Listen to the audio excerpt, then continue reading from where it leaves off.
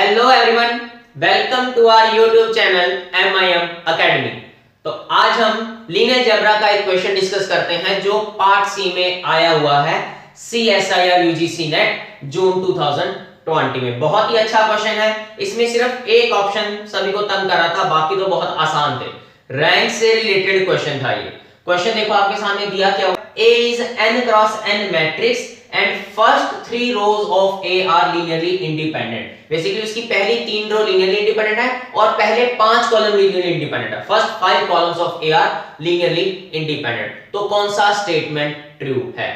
तो पहला स्टेटमेंट बोल रहा है, पहला ऑप्शन बोल रहा है कि A के पास at least A has at least 5 linearly independent row. Yes, क्योंकि जब उसने बोल ही दिया कि आपके पास A की पहली 3 रो इंडिपेंडेंट और 5 कॉलम लीनियरली इंडिपेंडेंट, तो हम जानते हैं कि हम A का रैंक चाहे रो वाइज से कैलकुलेट कर लो या कॉलम वाइज से कैलकुलेट कर लो, दोनों जगह से सेम आता है। रो ऑपरेशन से कर लो या कॉलम ऑपरेशन से कर लो, तो जितनी इंडिपेंडेंट रो या जितनी लीनियरली इंडिपेंडेंट कॉलम आती है, रैंक वहां से निकल आता है।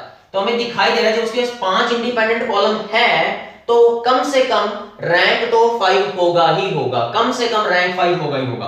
तो A का रैंक 5 या 5 से तो बड़ा होगा ही होगा, ये बात पक्का है। ठीक है, और क्योंकि रैंक 5 या 5 से बड़ा होगा तो पक्का 5 रो इंडिपेंडेंट तो पक्का होंगी। अगर 5 से कम हुई तो फिर रैंक 4 या 4 से कम होगा, जो कि इस बात को गलत कर रहा है, जो कि क्वेश्चन की गिवन जो कंडीशन है उनको गलत कर देगा। तो इसका मतलब A के पास कम से कम 5 रो इंडिपेंडेंट है और रैंक भी 5 या 5 से बड़ा है। मतलब पहला ऑप्शन और तीसरा ऑप्शन तो बिल्कुल ठीक हो गया। और दूसरा ऑप्शन कह रहा है कि A का रैंक 3 या 5 के बीच में है, ये गलत है। अब क्या करो काउंटर एग्जांपल के लिए 6 क्रॉस 6 की आइडेंटिटी मैट्रिक्स ले लो, ठीक है ना। इसकी पहली 3 रो और पहले 5 कॉलम इंडिपेंडेंट है, जबकि इसका रैंक 6 आ रहा है जो कि 3 और 5 के बीच में नहीं है, तो दूसरा ऑप्शन गलत हो गया। अब ये पहले 3 ऑप्शन तो बहुत आसान थे बताने। चौथे ऑप्शन में काफी जनों को दिक्कत आ रही थी कि A स्क्वायर का रैंक 5 या 5 से बड़ा होगा। अब उसको देखते हैं कैसे करेंगे। एक काउंटर एग्जांपल मिलती है जिससे ये चौथा ऑप्शन गलत हो रहा था, वो बनानी कैसे थी वो देखते हैं। हमें इस तरह से एग्जांपल बनानी है कि उसके 3 पहली रो इंडिपेंडेंट हो और 5 कॉलम इंडिपेंडेंट हो। ठीक है, तो हम क्या बनाते हैं, एक 6 क्रॉस 6 का मैट्रिक्स बनाते हैं और उसमें करेंगे क्या, जो मैट्रिक्स बनाएंगे यहां पे पहली रो पे मैं 6 क्रॉस 6 की बनाऊंगा, 6 कॉलम होंगे, उसके 6 कॉलम होंगे। पहला कॉलम आएगा यहां पे, ये दूसरा कॉलम, तीसरा कॉलम, चौथा कॉलम, पांचवा कॉलम और ये यहां पे बना रहा हूं मैं छठा कॉलम। ठीक है, तो मैं करूंगा क्या, एक्चुअली में मैट्रिक्स मल्टीप्लिकेशन होती है, मुझे A स्क्वायर चाहिए, A स्क्वायर चाहिए, तो A स्क्वायर मुझे देखना है क्या आएगा। अब मुझे उसका पहला कॉलम देखना है, जैसे मुझे मान लो उसका पहला कॉलम देखना है क्या है, इस हिसाब से ये मैं बनाऊं। ठीक है, तो A स्क्वायर का अगर आप पहला कॉलम देखना चाहते हैं तो E1 से मल्टीप्लाई करोगे तभी आपको पहला कॉलम दिखाई देगा। और उसको देखने के लिए आपको क्या करना पड़ेगा, A times A of E1, मतलब आपको A का पहला कॉलम को फिर A के साथ दोबारा मल्टीप्लाई करना पड़ेगा। ठीक है, तो हम क्यों ना एक काम करते हैं कि यहाँ पे इस हिसाब से जो भी मैं कॉलम रखूंगा ना, वो मैं आइडेंटिटी मैट्रिक्स वाले ही कॉलम रखूंगा। जैसे आपको पता है आइडेंटिटी मैट्रिक्स के कॉलम होते हैं कैसे, E1 E2 E3 E4 E5 E6 जैसे। ठीक है, तो मैं कुछ वैसे रखूंगा बस थोड़े से इधर उधर करके, सो दैट मेरी ये स्टेटमेंट गलत हो जाए, क्योंकि मैं बना सकता हूं एग्जांपल मुझे मिल रही है। तो क्या करेंगे हम यहाँ पे इसी हिसाब से रखेंगे सो दैट कि जब A E1 लगे और दोबारा A लगे तो यहाँ पे किसी तरीके से 0 बन जाए और उस रैंक कम हो जाए। कर सकते हैं, तो क्या करो, यहां पे मैं रखने जा रहा हूं E6 और उधर से A का छठा कॉलम मैं कर देता हूं पूरा 0।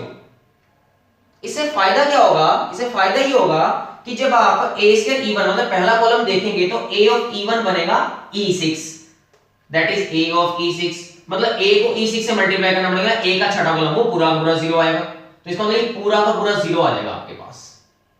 इससे रैंक कम होने की संभावना हो जाएगी।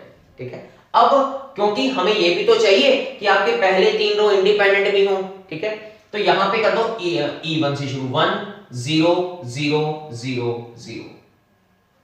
ठीक है, फिर आगे ऐसे चलाते जाओ 0 1 0 0 0 0, फिर 0 0 1 0 0 0, 4 कॉलम हो गए, 5वां कॉलम एक और 0 0 0 1 0 0। अब देखो पहली 3 रो इंडिपेंडेंट है, चेक कर लो, और पहले 5 कॉलम इंडिपेंडेंट है, बिल्कुल ठीक है। अब इस मैट्रिक्स का मैंने पहला कॉलम तो निकाल के रख लिया, अब दूसरा कॉलम देखते हैं। उसके लिए मुझे क्या करना पड़ेगा, a स्क्वायर e2 खोलना पड़ेगा।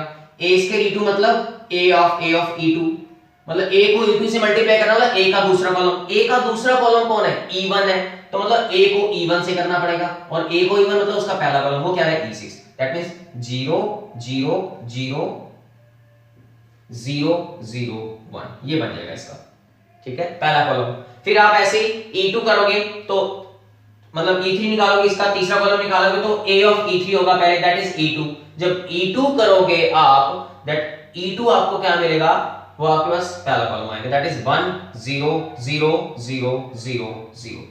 फिर ऐसे ही आप चौथा कॉलम निकालोगे a स्क्वायर का, तो a ऑफ e4 क्या है e3, फिर a का e3 कौन है, ये बन जाएगा 0 1 0 0 0 0। तो ये 4 कॉलम तो आ गया। अब पांचवा कॉलम देखना है a स्क्वायर का, तो a स्क्वायर का पांचवा कॉलम मतलब a ऑफ e5 करना पड़ेगा पहले, a ऑफ e5 मतलब e4, तो a ऑफ e4 मतलब आपका तीसरा कॉलम, दैट इज 0 0 1 0 0 0। अब ऐसे ही लास्ट का छठा कॉलम देखना है a स्क्वायर e6 मतलब a ऑफ e6, वो आ रहा है 0, मैंने जानबूझ के इसको 0 रखा क्योंकि जैसे मैं e6 से मल्टीप्लाई करूंगा a ऑफ e6 0, देन फिर आगे a लगाओगे वो 0, तो पूरा 0। अब देखो ध्यान से, इसका जो रैंक आ रहा है वो रैंक आ रहा है 4, जबकि ऑप्शन कह रहा है a स्क्वायर का रैंक 5 या 5 से बड़ा रैंक आएगा, तो वो स्टेटमेंट आपकी गलत होगी। ये वाली एग्जांपल है। तो बेसिकली मैंने क्या किया, पहले कॉलम में रखे मैंने कॉलम आइडेंटिटी मैट्रिक्स वाले, बस थोड़ी सी इधर उधर कर दिए मैंने, पर मैंने बड़े तरीके से रखे। मैंने यहाँ पे e6 रखा और उधर से e6 को 0 बना दिया, सो दैट जब मैं a स्क्वायर का पहला कॉलम देखने जाऊंगा तो a स्क्वायर e1 के लिए मुझे पहले a ऑफ e1 वो e6 आएगा, और उधर से e6 0 कर दिया, उसी का ऊपर एक एक्स्ट्रा कॉलम 0 बन जाएगा, उसी वजह से रैंक कम होगा। तो जिसके कारण हमने एक एग्जांपल तैयार कर ली जिससे हमारा चौथा ऑप्शन गलत होगा। तो ओवरऑल हमारा पहला और तीसरा स्टेटमेंट ट्रू होगा। तो होप सो आपको ये क्वेश्चन बहुत अच्छे से क्लियर हो गया होगा। So okay, thank you very much.